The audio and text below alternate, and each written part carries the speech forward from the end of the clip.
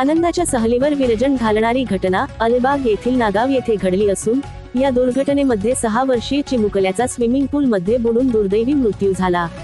कुटुंबाचा क्षणिक निष्काळजीपणा चिमुकल्याचा जीवावर बेतलाय। निष्पाप मुलाच्या अकाली मृत्यूमुळे परिसरात शोककळा पसरली। रोहित चंद्रकांत पाटील हे, त्यांची पत्नी अस्मिता, मुलगा रिशांक आणि मेहुणीसह नागाव येथील त्यांचे मित्र स्वप्नील वसंत शिंदे यांच्या खासगी स्विमिंग पूलवर गेले होते। सहलीचा आनंद घेत सर्वजण स्विमिंग पूल मध्ये काही काळ पोहत होते। त्यानंतर कपडे बदलण्यासाठी रूम मध्ये गेले। रोहित पाटील हे देखील कपडे बदलण्यासाठी रूम मध्ये गेले असता त्यांचा मुलगा रिशांक काही वेळ बाहेरच थांबला होता, मात्र काही क्षणातच तो नजरेआड झाला।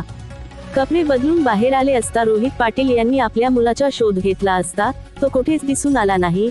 अखेर स्विमिंग पूल मध्ये पाहिले असता रिशांक हा स्विमिंग पूलाच्या तळाशी बुडालेल्या अवस्थेत आढळून आला।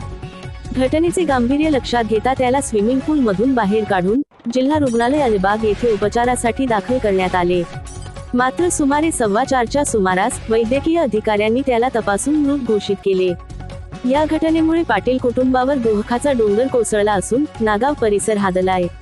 आनंदाच्या क्षणातच काळाने झडाप घालून एका निष्पाप मुलाचा जीव घेतल्याने सर्वत्र खळबळ व्यक्त होते। त्यामुळे अशा वेळी मुलांकडे कटाक्षाने लक्ष ठेवले पाहिजे अशा भावना नागरिकांमधून व्यक्त करण्यात आल्या।